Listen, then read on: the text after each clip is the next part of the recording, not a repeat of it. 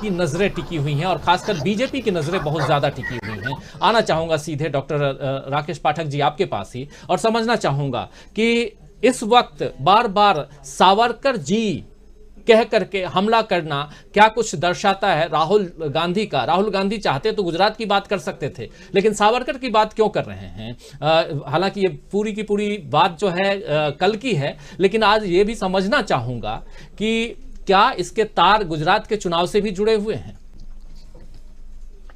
देखिए राजीव जी, राहुल गांधी ने एक बहुत जोखिम भरा कदम उठाया है। महाराष्ट्र की सरजमी पर सावरकर के बारे में यह कहना कि उन्होंने माफी मांगी थी, ये बहुत सोचा समझा कदम है और इसके फलितार्थ क्या होंगे राहुल गांधी पता नहीं सोच पाए या नहीं सोच पाए, क्योंकि महाराष्ट्र में सावरकर को लेकर एक विशेष भाव है। खास तौर से जो महाविकास आघाड़ी है उसका जो महत्वपूर्ण घटक है शिवसेना, वो सावरकर को बड़ी श्रद्धा की दृष्टि से देखता है। और महाराष्ट्र में राहुल गांधी का यह माफीनामा दिखाना सावरकर का एक बड़ी चुनौती है, खास तौर से राष्ट्रीय स्वयंसेवक संघ को के लिए, क्योंकि संघ परिवार पिछले कई वर्षों से देशभक्ति का स्वयंभू ठेकेदार बना हुआ है, जिसका अपना भारत की आजादी की लड़ाई में कोई योगदान नहीं था। वो संघ और उसकी राजनीतिक शाखा भारतीय जनता पार्टी दूसरों को देशभक्ति का सर्टिफिकेट बांटती रहती है। ऐसे में राहुल गांधी ने सीधी लड़ाई संघ के खिलाफ छेड़ी है। जहां तक सावरकर जी का प्रश्न है, उनके जीवन को दो भागों में बांटा जा सकता है, यद्यपि यहां बहुत लंबे विमर्श का अवसर नहीं है। एक अंडमान से पहले का और एक अंडमान के बाद, यानी काला पानी की सजा से पहले और सजा के बाद। मैं एक इतिहास का साधारण विद्यार्थी हूं, इस नाते मैं ये स्वीकार करता हूं कि काला पानी से पहले का सावरकर का जीवन निश्चित तौर पर क्रांतिकारी जीवन है और उसमें भी एक बहुत महत्वपूर्ण उनका योगदान है 1857 की क्रांति पर लिखी हुई उनकी किताब भारत का पहला स्वाधीनता समर। मेरे पास है वो किताब। ये एक महत्वपूर्ण काम है। यद्यपि संघ परिवार यह दावा करता है कि सावरकर पहले व्यक्ति थे जिन्होंने 1857 की क्रांति को स्वतंत्रता संग्राम कहा। इसके भी दस्तावेजी प्रमाण है कि यह झूठ है। 1857 की क्रांति को राष्ट्रीय स्वतंत्रता संग्राम कहने वाला पहला शख्स कार्ल मार्क्स था। मेरा एक वीडियो, उसमें बहुत विस्तार से सारी बातें हैं। मार्क्स उस समय अमेरिका के एक अखबार के लिए लिखा करते थे लंदन से, और वे क्रांति के दिनों में लिख रहे थे जब क्रांति भारत में चल रही थी। तब ब्रिटिश पार्लियामेंट के पास आने वाली रिपोर्ट्स का अध्ययन करके एक खोजी पत्रकार के रूप में हासिल करते थे और वे आलेख लिखा करते थे, जो डेली न्यूयॉर्क ट्रिब्यून शायद अखबार था, उसमें छपती थी। एक भूमिका उनकी यह है। दूसरी भूमिका काला पानी में पहुंचने के बाद की है। पहुंचने के 13वें दिन, काला पानी अंडमान में सेल्युलर जेल में पहुंचने के 13वें दिन विनायक दामोदर सावरकर ने पहली चिट्ठी अंग्रेज अधिकारी को लिखकर दे दी थी माफी के लिए। हमारे मित्र हैं अशोक कुमार पांडे, उनकी किताब सावरकर पर आई है, इसमें भी उन चिट्ठियों का उल्लेख है।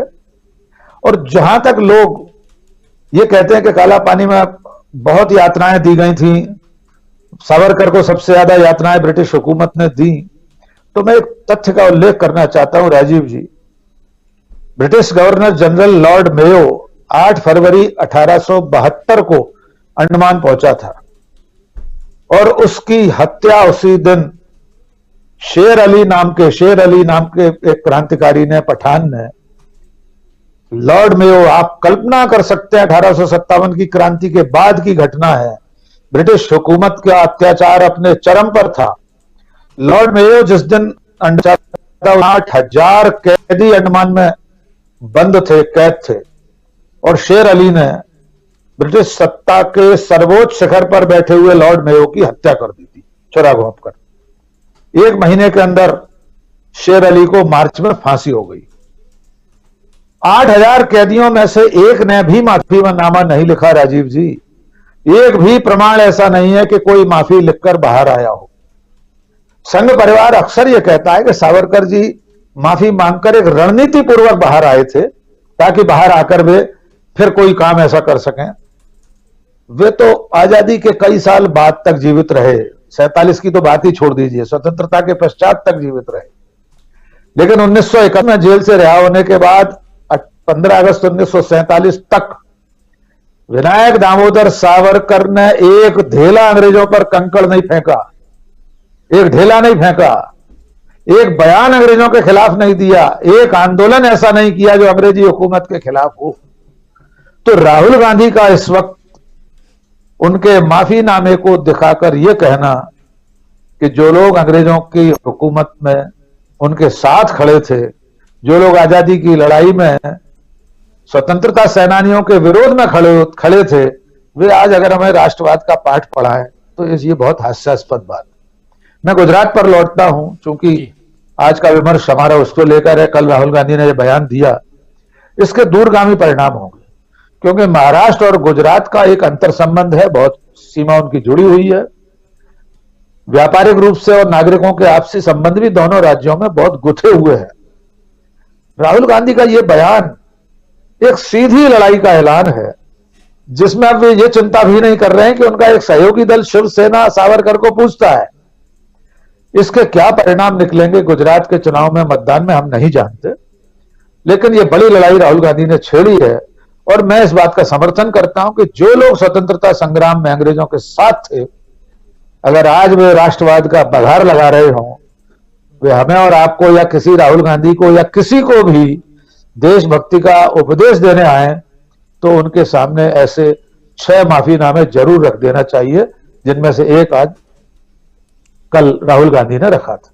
जी राजीव। जी बिल्कुल बिल्कुल, राहुल गांधी ने और लगातार हमलावर रहते हैं और सावरकर जी को सामने लेकर के आते ही रहते हैं राहुल गांधी। लेकिन मीनू जी, क्या राहुल गांधी एक तरफ तो पदयात्रा कर रहे हैं, उनको लेकर के बातें हो रही हैं कि गुजरात अगर जाएं वो तो बहुत अच्छा रहेगा, बहुत कुछ परिवर्तन देखने को मिल सकता है, लेकिन दूसरी तरफ गुजरात की रणनीति जो राहुल गांधी की है, हालांकि जो भी बात होती है, जो पूछा जाता है, तो राहुल गांधी साफ कहते हैं कि हमारे अध्यक्ष जो कहेंगे, हमारे चेयरपर्सन जो कहेंगे वही मैं करूंगा या वही होगा। अब बिल्कुल सही बात है, अब मल्लिकार्जुन खड़गे अध्यक्ष हैं और रणनीति बिल्कुल उनके बिना तो बनती नहीं होगी। लेकिन पदयात्रा के उनके कई साथी बीच बीच में जो पहुंच रहे हैं, और अभी 2 दिन पहले ही ये भी खबर हमने देखी कि कैसे राहुल गांधी की लगभग 2.25 करोड़ जो चिट्ठियां हैं वचन के, कि वहाँ गुजरात में क्या क्या हम करने वाले हैं अगर हमारी सरकार आ जाएगी, तो वो 2.25 करोड़ चिट्ठियां बांटी जा चुकी